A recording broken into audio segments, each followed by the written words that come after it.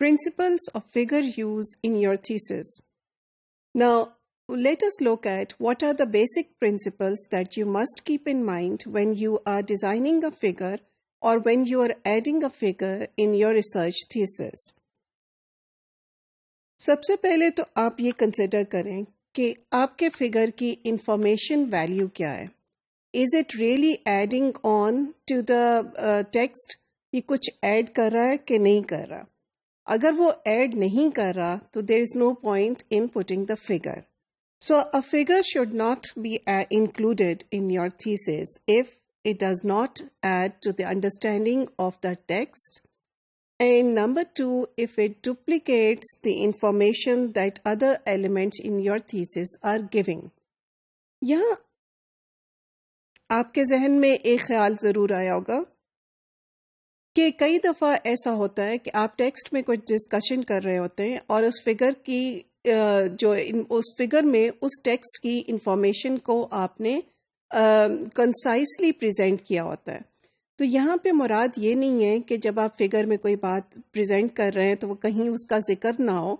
ऐसा नहीं है, क्योंकि ये तो बहुत ज़रूरी है कि जो आप फिगर में प्रेजेंट कर रहे हो तो उसको आप डिस्कशन में थोड़ा सा ज़रूर लाएंगे और फिगर को रिफ़र करेंगे और उसको एक्सप्लेन करेंगे.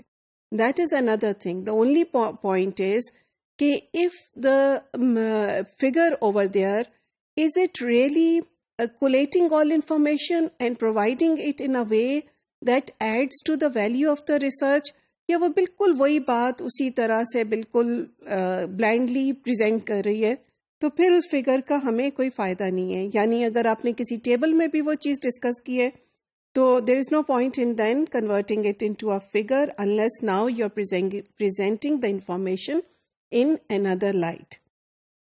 Then you must consider whether a figure is the best way to communicate the information. Let me rephrase it a little bit. You must also consider whether this figure, the one that you have chosen, is the best way to communicate the information that you want to give. सिर्फ ये नहीं है कि figure एक अच्छी तरह से information दे सकता है कि नहीं दे सकता. देखें the type of figure you have chosen to give the information that you have in mind. Is it an appropriate figure या नहीं? तो फिगर डालने से पहले आप उसको काफ़ी प्रैक्टिस करें with a pen and a paper कि which is the most effective and which is the clearest way of presenting information in a figure. और फिगर की क्या शेप होगी तो जो आप इंफॉर्मेशन देना चाह रहे हैं वो बेस्ट तरीके से आप कन्वे कर सकेंगे. Remember, a figure that you make or add to your thesis must be able to be understood on their own. So figure के अंदर एक कंप्लीट इंफॉर्मेशन होनी चाहिए. इसीलिए कहते हैं कि जब आप उसमें एब्रीवेशंस यूज़ करें तो उसमें एस्टेरिस्क या डाल के उस इंफॉर्मेशन को या उस एब्रीवेशन को आप फुटनोट में दोबारा से एक्सप्लेन कर दें.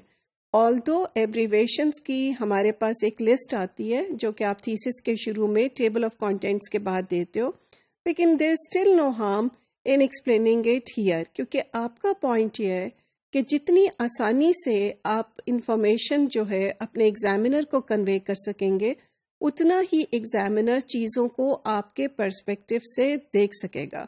तो आपने पढ़ने वाले के लिए चीज़ों को बहुत ज़्यादा आसान बनाना है. So each figure should be able to stand out on their own. तो ऐसा नहीं है कि वो फिगर जब तक टेक्स्ट में कुछ ना हो तो वो समझा ना जा सके, वो अपने ओन पे पूरी तरह समझा जा सके. And then label clearly, very जो कॉन्स्ट्रक्ट्स यूज़ करें, जो लेबल के लिए वर्ड्स यूज़ करें, they should tally with whatever constructs you are using in your text. लफ्ज़ों को आपने चेंज नहीं करना, स्पेशली अपने की वर्ड्स को बिल्कुल भी आप चेंज नहीं करेंगे. So you must label very clearly. और ये ख्याल रखें कि जब आप इसका फॉन्ट वगैरह या चीज़ें दिखा रहे हो तो वो आसानी से रीडेबल हो. A figure is a very effective way to show relationships, to show interlinks, to show the processes, चीज़ें किस तरह से process कैसे चल रहा है, उसके लिए figures बहुत useful होते हैं. Hierarchies show करने के लिए figures बहुत useful होते हैं. So figures are very useful in so many different ways, but you must be sure कि आपका जो figure आप choose कर रहे हैं या जिस form में आप बना रहे हैं, is it serving the purpose or not?